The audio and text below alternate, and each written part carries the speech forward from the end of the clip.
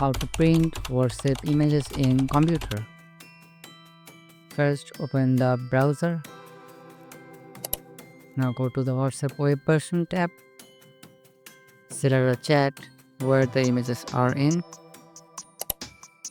Here is the image I want to print.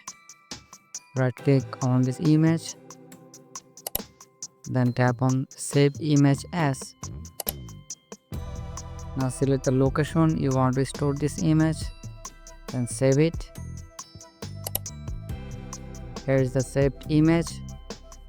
Double tap on this image to open it. You can see printer icon at the top. Tap on it. Your printer will be automatically detected if connected. Now make the changes as you like.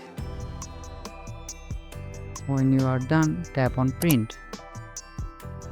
And that's it.